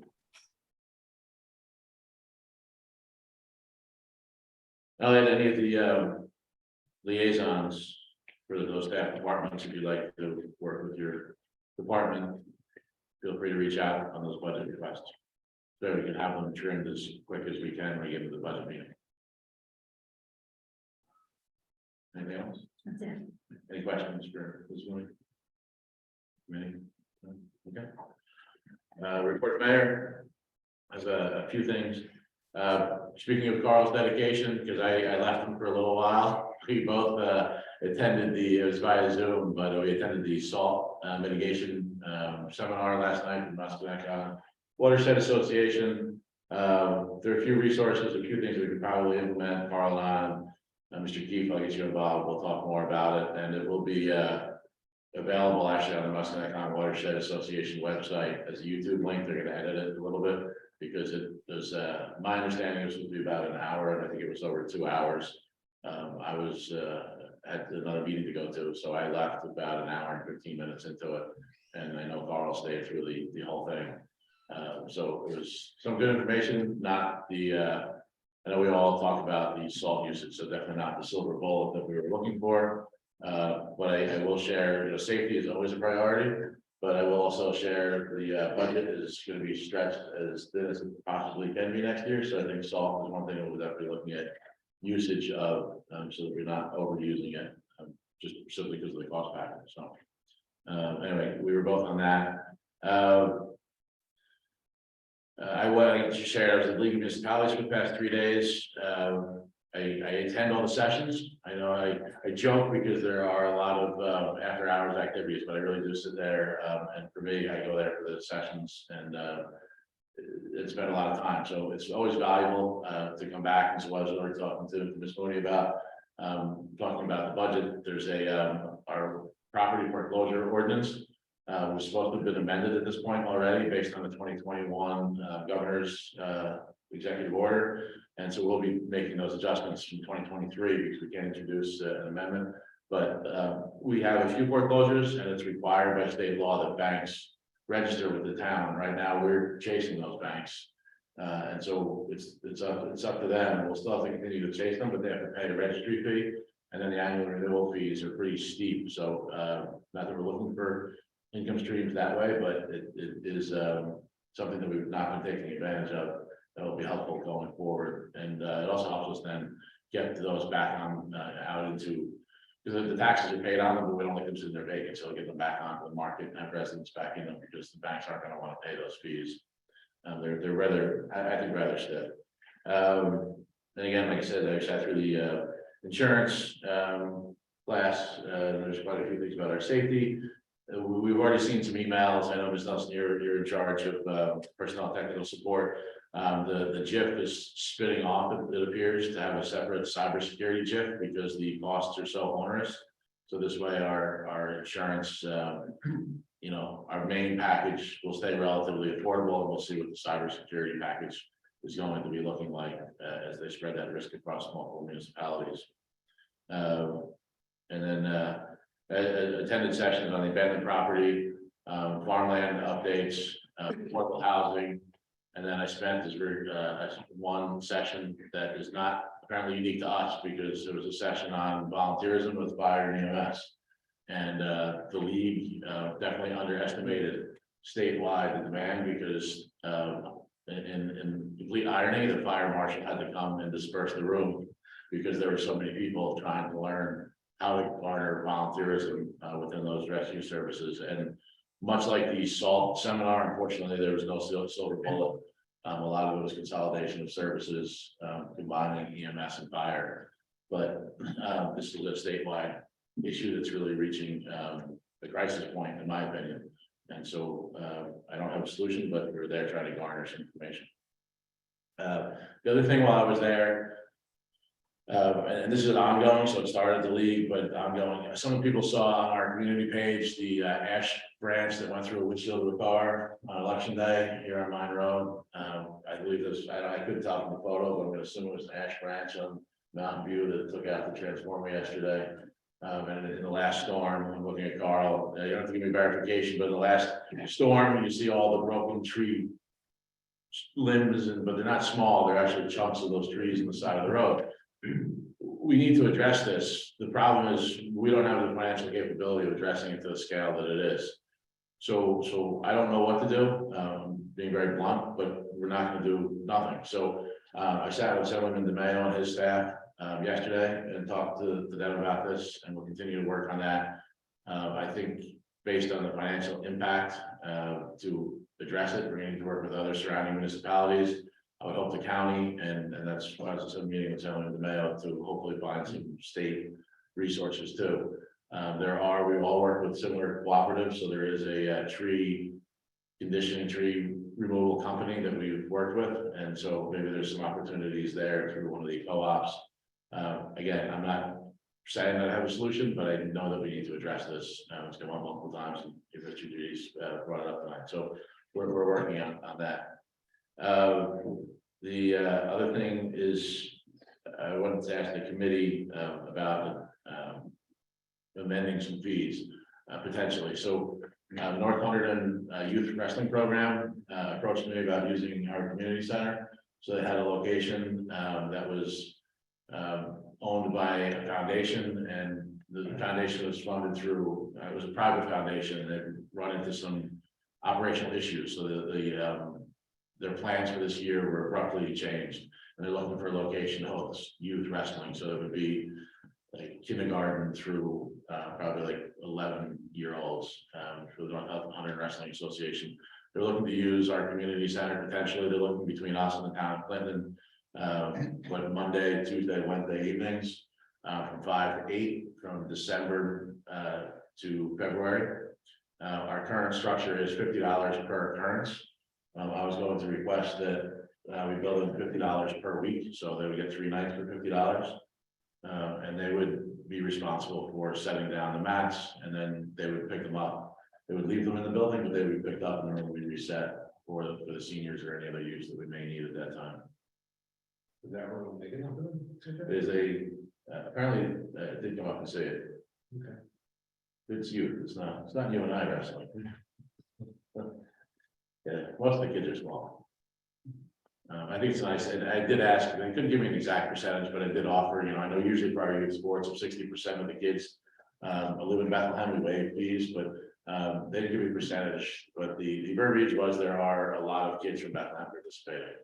But they do it by age group, so any one night, we wouldn't have 60% participation, so, and they would provide, of course, the appropriate insurance and everything else that we would ask them for. I guess I should, I'll make, since it is finance, minimal, I'll make a motion that we offer, again, it's not a final guarantee, but we make the motion that we offer the room to the North Hunterdon Youth Wrestling Program for $50 per week from December 1 to February 28th. For use Monday, Tuesday, Wednesday, from 5 to 8 for $50 per week. Have a second? Second, And then roll call vote, please. Keith, Let me think about this for a minute, or let me ask a few questions. We keep the snow blower in there in the winter, so we'd have to find a new place for the snow blower. They're gonna be little kids, they're gonna be running around like little monkeys. No, it's a great idea, I just worry about the concerns, like they can potentially get into the bays if they wander away, you know what I mean? The parents gonna be there, Coaches and parents will be there. okay? I'm just thinking of Not the all, aspect. not all the parents, because everybody asked about the size of the room, but coaches will be there, they're never unsupervised. Bathrooms, obviously, we gotta have that, but I really don't know if that door locks going into the bays. If the only thing I bothers me is we'd have to put a new lock on a door that leads down the stairs. You know, other than that, I don't see any problem. Yeah. I just think of their safety, if the kid wanders up, they're gonna be that young, kids run away instantly, I got grandkids, I know. So, yeah, I'm okay with it, but under certain conditions, we have to change the locks or make sure it's safe down there for them. And then the snow blower and anything else that's there that they can get into. All the cabinets gotta be locked, all that shit. Okay, yes, And Lindsay, Yes. Nelson, I'm having trouble hearing. I may have to abstain. Paul, can you just recap for me real quick exactly what you're trying to do with this? Sure, the North Hunterdon Youth Wrestling Program is going to rent it for their practices. Monday, Tuesday, Wednesday nights from early December to, I'm gonna say December 1, we'll start after, to February 28th from 5 to 8 in the evening. And really, I was just asking to adjust the fee, so it's $50 per week instead of $50 per evening. Okay, and Steve's objections exactly were? He was worried about access to the DPW garage, so we would just make sure that those doors are appropriately locked. Okay, yes. Randolph? It's gonna be yes, and it's certainly contingent, they provide proof of insurance or anything else that any other group would need to be, using the building. Muir? Yes. Thank you. I'll share that with them and they proceed. They will be filling out all the appropriate paperwork and so, you know, we're gonna treat it similar to reserving the park, so I'll work with you and Anita, how help more. And the line in the spreadsheet. Sounds good. That's all I have. So you want to put the DCA? Oh, yes. Yeah, so- That just came out. Yeah, actually, you know, we can put this out on, I don't know, maybe we can even ask for ideas on this. So this is the DCA grant that, Mr. Randolph had written last year, with Mr. Decker. That provided the water, well water and the cupolas and potentially benches, at the park. And so we were going to reapply again this year. It's a local recreation improvement grant.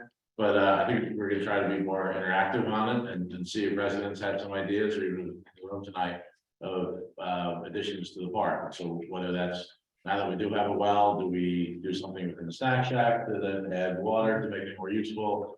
Do we add some other enhancement to the cupolas?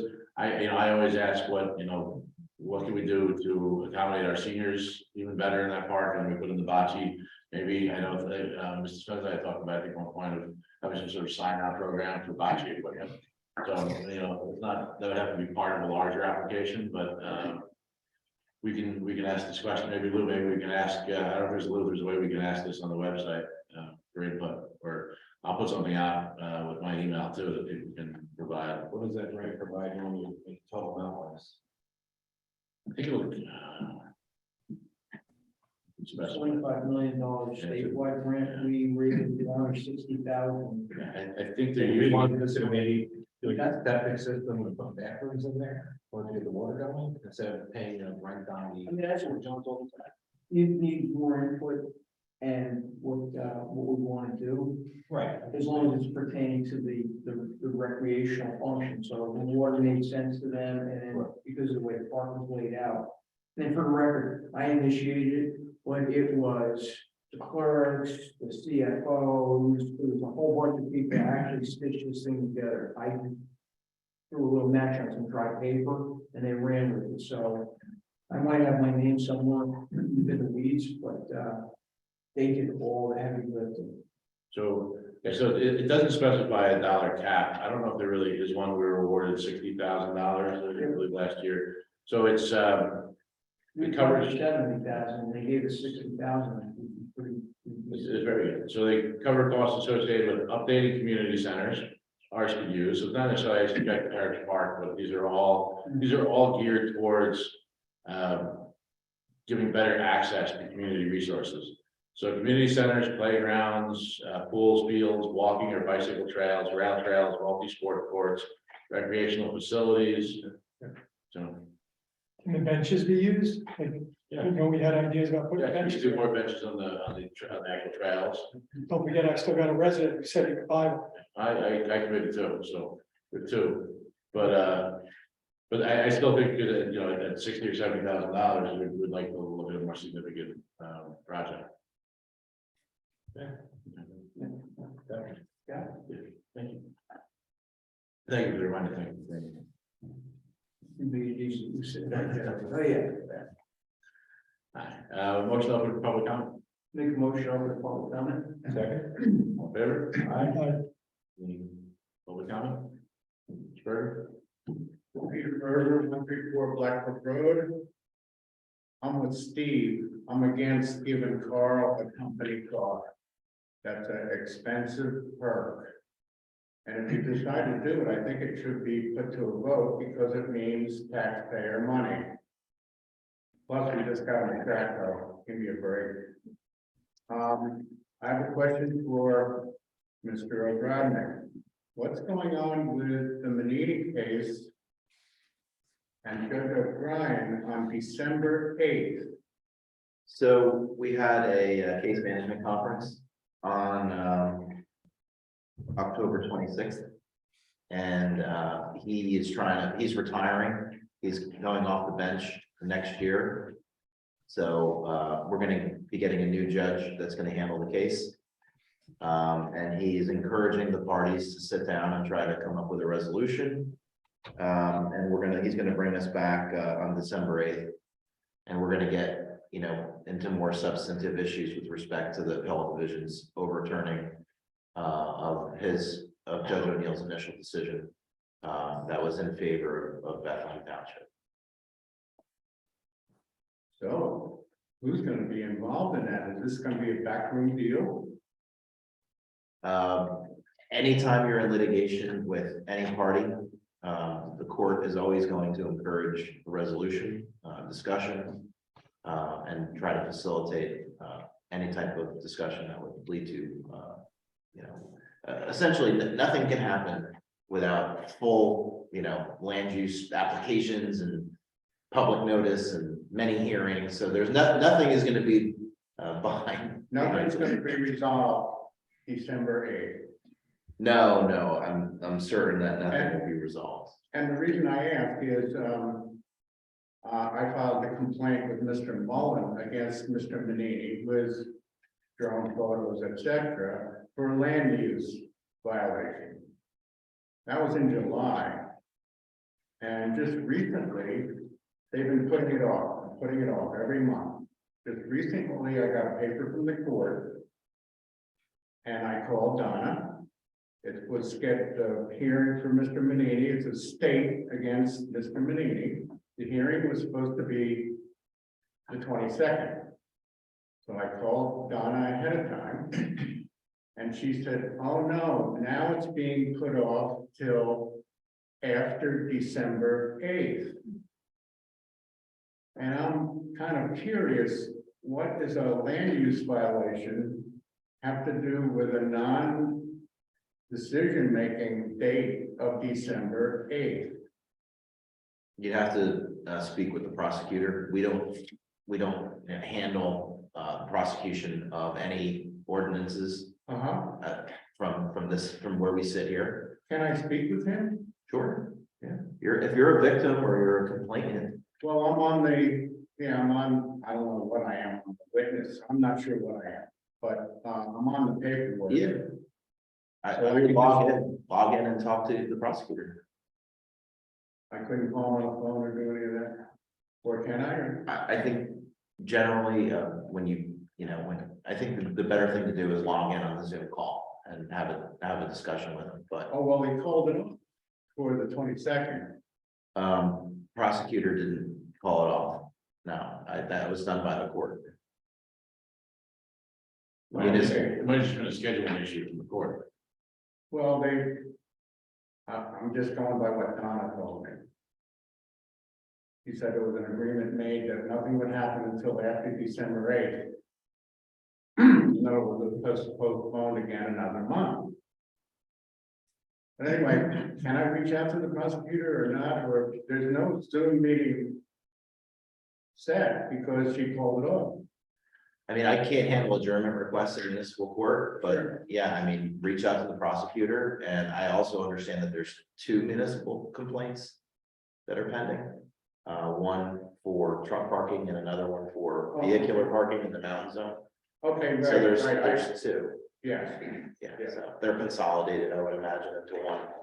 They'll probably hear it, in the next few months, so.